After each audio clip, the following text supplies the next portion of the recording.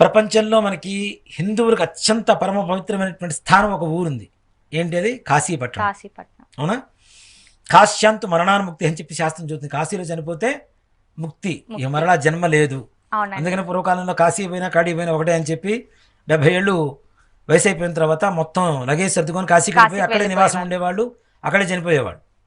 ఎందుకు చనిపోవాలి కాశీలో అనేది కూడా చాలా మందికి కాశ్యాంతు మరణాన్ముక్తి అంతే, అదొకటే చనిపోవాలంటారండి. మరి కాశీలో చనిపోయినటువంటి ప్రతి జీవికి ఒక గొప్ప అనుభవం, గొప్ప విషయం ఉంది.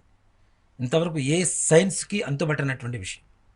ఏమిటి అంటే అది కుక్క, పిల్లి, నక్క ఏదైనా కావచ్చు, మనిషి కావచ్చు, ప్రాణం ఉన్నటువంటి ఏ జీవికైనా సరే చనిపోయే కొన్ని క్షణాల ముందు సాక్షాత్ పరమేశ్వరుడే వచ్చి రామతారక మంత్రం ఏదైతే ఉంటుందో, శ్రీరామ రామ రామేతి రమే రామే మనోరమే సహస్రనామ తత్తుల్యం రామ నామవరాననే అనేటువంటి మంత్రాన్ని సాక్షాత్ పరమేశ్వరుడే వచ్చి చనిపోయే కొన్ని క్షణాల ముందు వాళ్ళ చెవిలో ఉపదేశిస్తాడట.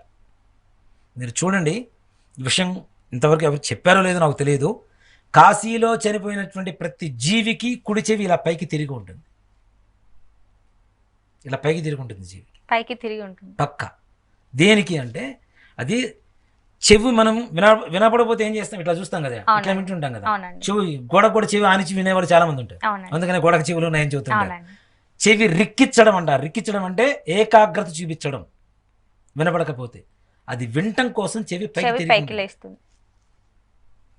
అందుకనే కాశ్యాంత్ మరణాన్ముక్తి అంటారు.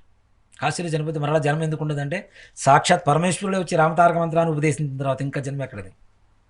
అవునా? దానికన్నా ఇంకా పరమ పవిత్రమైనటువంటి స్థానం ఏదైనా ఉంది అంటే ఒక్క స్థానం ఉందమ్మా. కాశీలో ఒకసారి చేస్తే 100 సార్లు చేసిన ఫలితం వస్తుందని చెప్తూ ఉంటాం.